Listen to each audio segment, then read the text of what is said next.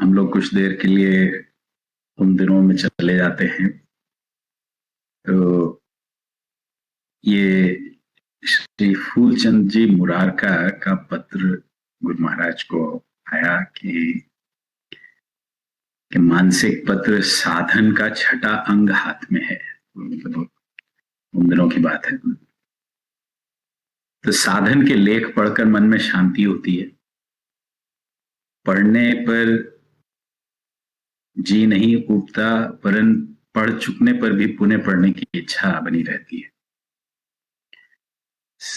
समय उपयोगी ऐसे सुंदर पत्र प्रकाशित कर देश को आध्यात्मिक उन्नति का रास्ता दिखाने के लिए आपको जितना भी धन्यवाद दिया जाए वो थोड़ा है। परमात्मा से प्रार्थना है कि इसकी उन्नति शुक्ल पक्ष के चंद्रमा के सदृश हो। मन तो ऐसा करता है कि ऐसे परोपकारी पत्र प्रकाशित करने की सहमति को स्थायी संपत्ति देकर सदा के लिए आर्थिक चिंता से अलग कर दिया जाए।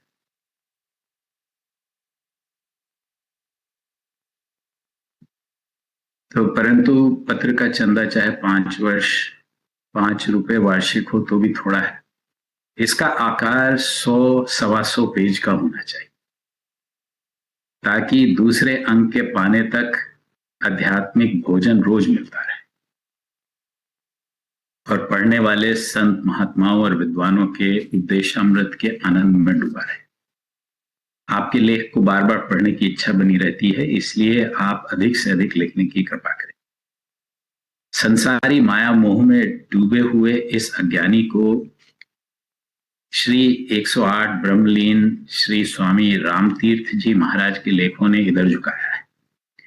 आपके विचार पढ़कर यह इच्छा होती है कि आपके चरणों के पास कुछ दिन रहकर आध्यात्मिक सुधा पान करूं, अतः आज्ञा से सूचित कीजिए। मैं उत्तर की प्रतीक्षा में हूं कि आपके आश्रम में रहने तथा भोजन का कैसा प्रबंध है, कम से कम कितने मानसिक व्यय में गुजारा हो सकता है और कितने दिवस रहना ठीक होगा। ये फूलचंद जी मुरारका, तुलसी हट्टा, बंगाल। तो उत्तर दिया कि प्रेम, आपका पत्र मिला, आपकी सहानुभूति और आपके विचारों को धन्य है।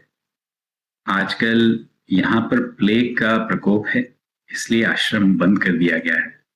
शांति होने पर आपको लिख दिया जाएगा। स्थानीय प्रेमियों के अतिरिक्त आश्रम में रोजाना ही बाहर से श्रद्धावान पुरुष 2-4 आते जाते बने रहते हैं। उनके खाने पीने का प्रबंध मैं अपने घर पर ही रखता हूँ। यही नियम मेरे श्री गुरुदेव का था। आने वाले सज्जन मेरे अतिथि व मेहमान होते हैं, उनकी सेवा करना मैं अपना परम कर्तव्य समझता हूँ। बड़े भाग्य से भक्तों की सेवा का अवसर प्राप्त होता है। जो लोग भगवान के नाम के लिए मेरे पास आते हैं वह पूज्य है। उनकी यथाशक्ति शारीरिक और आत्मिक सेवा शुश्रूषा करना धर्म है। मैं तो ऐसा ही समझता हूं और इसी सेवा के द्वारा मैं थोड़ी सी उन्नति कर सका। लौकिक रीति अनुसार जो लोग मेरे यहाँ का बना हुआ भोजन नहीं कर सकते, उनके लिए कुछ न कुछ उचित प्रबंध कर दिया जाता है। जहां तक भी हो सकता है कोशिश इस बात की रहती है कि अतिथियों को कोई कष्ट न हो, परंतु इन सब बातों में सादगी की ओर पूर्ण ध्यान रखा जाता है। हाँ, जब मेरे सामर्थ्य से बात बाहर हो जाएगी तब दूसरे प्रबंध के लिए विचार किया जाएगा। अभी तो ऐसा ही। हमारे श्री गुरुदेव की भी विचित्र शैली थी। जिन बातों को दूसरे पंथाई और आश्रमी ठीक नहीं बताते, उन्होंने इन्हीं को लाभदायक बताया और उसका प्रत्यक्ष लाभ दिखाया। हमारा अनुभव भी ऐसा ही है। हम उनमें से 2-1 बातों को नीचे लिखते हैं कि जैसे हर स्थान के आचार्य अपने को गुरु समझते हैं और दूसरों का अपना शिष्य। इस प्रकार सेव्य सेवक की भावना परंपरा से चली आई है। इन्होंने इसको बिल्कुल उलट दिया। यहाँ का आचार्य अपने को गुरु न समझकर सबका सेवक समझता है। उसकी यह भावना सेवा लेने से नहीं बचाती, बल्कि उसके अंदर अहंकार का अंकुर भी नहीं उत्पन्न होने देती। अहम जितना दृढ़ होता जाएगा उतना ही मनुष्य ईश्वर से विमुख और दूर होता जाएगा, ऐसा शास्त्र कहते हैं। यह अहंकार भक्त को भक्ति का, पुजारी को पूजा का, योगी को योग का, तपस्वी को तप का, ज्ञानी को ज्ञान का, पंडितों को विद्या का, जपी को जप का, गुरुओं को गुरुवाई का, ध्यानियों को ध्यान का, सेवकाई करने वालों और पांव पूजने वालों को मान बढ़ाई का हो जाया करता है।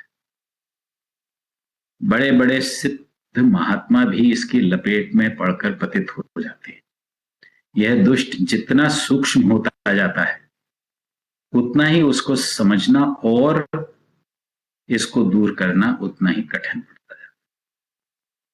स्थूल वस्तु को मनुष्य सरलता से काट सकता है, दूर हटा सकता है, परंतु सूक्ष्म ना तो दिखाई देता है और ना इसके लिए उपयोगी शस्त्र ही हमारे पास है। इस प्रकार यह अहंकार हमारे और प्रभु के बीच में एक बहुत बड़ी दीवार कर देता है। सेवकाई का भाव अभ्यास करते रहने से उसका अंतर में जन्म ही नहीं हो पाता। गुरु शिष्य को अपना पूज्य समझता है और शिष्य गुरु को अपना इष्ट मानता है। इस प्रकार परस्पर के ये भाव अति शीघ्र दोनों के सम्मुख समता यानी साम्य अवस्था लाकर उपस्थित कर देते हैं, जो कि अंतिम पद है। आजकल के बाबू लोग न गुरु करने के पक्ष में है, न भेंट नजराना देना चाहते हैं। इस कारण शिक्षितों की एक बहुत बड़ी तादाद इस आध्यात्मिक आनंद से वंचित रह जाती है। हमारे इस नियम ने उन सब के लिए यह रास्ता खोल दिया है और ऐसे सब लोग आजादी से इधर आ सकते हैं, क्योंकि यहाँ भेंट लेने और गुरु बनकर पांव पुजाने की रस्म को ही उड़ा दिया गया है।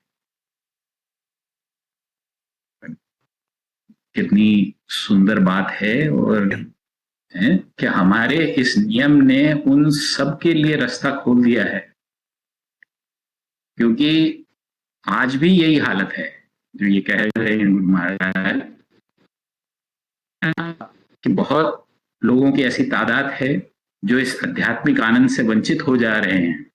उनके लिए रास्ता खोला गया है, क्योंकि यहाँ भेंट लेने और गुरु बनकर पांव पूजाने की रस्म को ही उड़ा दिया गया है। अभी आगे भी है कि दूसरी विचित्रता हमारे यहाँ की यह है कि जैसे दूसरे पंथाई जिज्ञासु से उनके अब तक के लिए कराए साधनों को छुटाकर अपने मार्ग का उपदेश देकर उस पर ही चलाने की कोशिश करते हैं, वैसा यहाँ नहीं है। ये भी बहुत जरूरी बात। हमारे यहाँ सगुण और निर्गुण, शब्द योगी या भक्ति योगी, सनातन धर्मी या आर्य समाजी, सबके लिए मैदान है।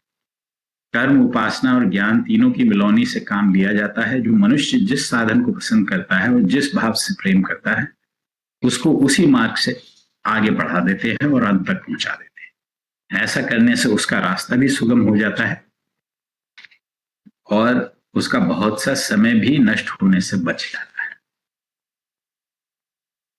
तो यहाँ की विशेषता के बारे में कह रहे हैं कि सबसे बड़ी सरलता और विशेषता हमारे यहाँ की यह है कि हम जिज्ञासु से किसी प्रकार का साधन न करा के प्रथम दिवस से ही उसको यह कह देते हैं कि दृष्टा कर्ता वह मनुष्य है कि जिससे तुम अपना आध्यात्मिक संबंध जोड़ रहे हो, अथवा जिसको तुम अपना इस विद्या का मास्टर बना रहे हो। परंतु इस साधन में यह लाजमी है कि साधक मन, वचन और कर्म से थोड़ी देर के लिए उसके आश्रय हो जाए, और जब तक पुराने विचार उसके अंदर है और जब तक वह अपने साधन को जिसको नित्य प्रति कर रहा है नहीं छोड़ेगा, तब तक पुराने विचार उसके अंदर भरे रहेंगे और जब तक वह अपने उस साधन को जिसको वह नित्य प्रति कर रहा है नहीं छोड़ेगा, तब तक उसको कुछ लाभ नहीं होगा। यह समर्पण योग है। इसमें पूर्ण रूप से अपने को दृष्टा बनाना होता है। जो लोग ऐसा कर सकते हैं उनके लिए मार्ग अति सुलभ हो जाता है। वे पहले ही दिन घंटों बैठे हुए ब्रह्मानंद रूपी अमृत शांति और एकाग्रता के साथ पान कर सकते हैं। जो लोग दूर रहते हुए इसको करना चाहें, उनका इसके करने का ढंग सिखा दिया जाता है। इस प्रकार की शिक्षा का प्रबंध बंगाल में चाहे हो, परंतु इधर यूपी, राजपूताना, पंजाब इत्यादि और कहीं दूसरी जगह नहीं पाया जाता। जिस प्रकार शीतल जल में जितने अधिक समय तक मनुष्य रहेगा, उतना ही शीत का प्रभाव उस पर अधिक होगा। जितना अग्नि के समीप बैठेगा, उतनी ही गर्मी उसके शरीर में ज्यादा बढ़ेगी। उसी प्रकार शांत और सात्विक वायुमंडल एटमॉस्फेयर में वो जितना अधिक समय देगा, उतनी ही शांति और सतोगुणी की धारा उसके अंदर प्रवेश हो सकेंगी। चंचल, चलायमान और चिंता ग्रसित हृदय के लिए सबसे उत्तम और सरल उपाय यही है कि वह ऐसे वातावरण में निवास करे। उन स्थानों में रजोगुणी और तमोगुणी विकार नहीं सताते। एकाग्रता अति शीघ्र प्राप्त हो जाती है। संसारी और व्यवहारिक मनुष्यों को अपनी सुविधा अपने आप तलाश करनी चाहिए। इसमें दूसरा कोई क्या सम्मति दे सकता है। व्यवहार से थोड़ा थोड़ा समय बचाकर जल्दी जल्दी आने से ईश्वर का समीपत्व और सद्गुरु शीघ्र आ सकते हैं। इसी का नाम सत्संग है। जो लोग नहीं आ सकते, उनको कर्म योग और उपासना के साधनों द्वारा अपने में यह गुण उत्पन्न करने होते हैं। सत्संग करने वालों में बिना किसी साधन के स्वयं ही आ जाते हैं। हमारे यहाँ अधिकतर सत्संग के द्वारा ही उन्नति कराई जाती है। किसी प्रकार के साधन में जिज्ञासु को नहीं फंसाया जाता।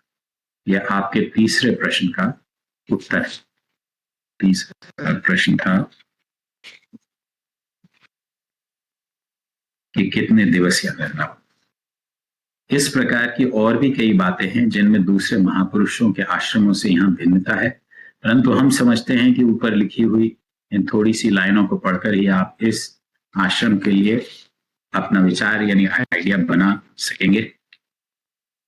अब फिर साधन पर आते हैं कि प्रत्येक पत्र जन्म लेने से पूर्व अपने लिए कुछ न कुछ संपत्ति जमा कर लेता है, अपने संरक्षक बना लेता है। इस प्रकार वह अपनी बाल्यावस्था के कुछ दिन व्यतीत कर जीवन पाता है, परंतु साधन ने ऐसा नहीं किया। वह भगवान को अपना संरक्षक बनाकर मैदान में आ कूदा और अधर्म का संहार करने लगा। 2 रुपए मूल के अतिरिक्त अभी तक इसको किसी धनी दानवीर ने सहायता नहीं पहुंचाई और इसलिए उसने अपने यह दिन बड़े कठिनाई से काट पाए हैं। हम समझ रहे हैं कि 6 मास पश्चात वह अपना आकार कुछ बड़ा कर लेगा, परंतु 2 रुपए वार्षिक में तो उसके इतने छोटे शरीर का भी पूरा नहीं पड़ता। फिर बढ़े तो क्या कर बढ़े। साधन की प्रशंसा तो पढ़ने वाले सभी कर रहे हैं, लेकिन जैसी सम्मति आपने दी है और सहानुभूति आपने दिखलाई है, वैसी किसी की अभी तक दिखाई नहीं पड़ी। यदि ग्राहकों को पसंद होगा तो हमारी सम्मति तो यह है कि हम आगामी वर्ष में इसको 3 रुपए का कर दिया जाएगा। इतने में इसका आकार इससे लगभग दुगना तो हो ही सकता है। साधन को धन जोड़ना नहीं है, उसे अपना खर्चा चलाना है। यदि प्रेमी और परोपकारी सज्जन चाहें तो अपनी जेब से चाहे ग्राहक बनाकर सहायता कर सकते हैं। यदि साधन आपको प्यारा है तो भगवान से उसकी बढ़ती के लिए विनय करें। उसकी दया से सब कुछ हो सकता है। यही साधन के प्रेमी अपने अपने सर्कल में से फैलाने लगे तो उन्नति शीघ्र